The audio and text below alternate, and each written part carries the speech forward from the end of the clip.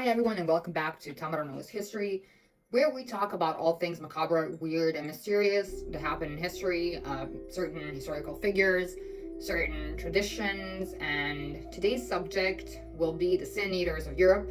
So those were the outcasts who consumed bread and ale to carry the sins of the dead.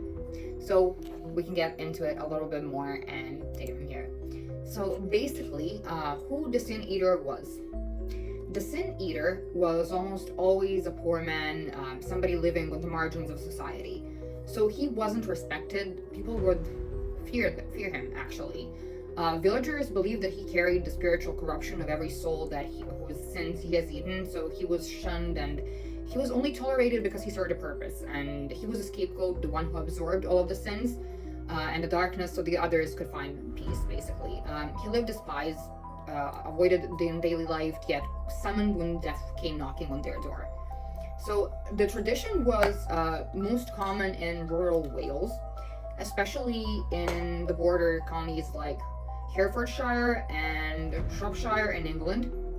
There are also accounts from Scotland and Ireland, though less frequent. It thrived in isolated communities from the 17th throughout the 19th century, where folk rituals blended with the Christian belief. The church condemned it as heretical, but families desperate for assurance would clung to this practice. That's why we don't have a lot of it in kind of history and written down. The ritual itself now, how would this unfold? So basically, after a person died, bread or sometimes a simple meal of bread and ale was placed on the chest or face of the corpse. The food was believed to absorb the sins of the deceased. And the sin eater would then consume the bread, symbolically taking the sins onto himself. In some of the accounts, the food was passed over the body before being eaten, but the symbolism was the same. The sins were transferred, so the soul was cleansed, the family could rest easier, knowing that the loved one was absolved. And the ritual usually was performed in silence, often like in a dim cottage, and you can imagine like mourners watching anxiously, so it was unsettling and sacred at the same time, which is weird. The payment for the sin eater, for this grim service, the sin eater was paid almost nothing.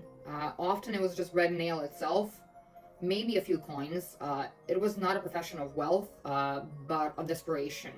And the eaters would live despised, avoided by neighbors. But either way, they relied upon him when death came knocking. The paradox was cruel because he was both necessary and unwanted. Some accounts that we have describe sin eaters wandering from village to village, only surviving on these meager payments that they received, and kind of like carrying the burden of the countless souls.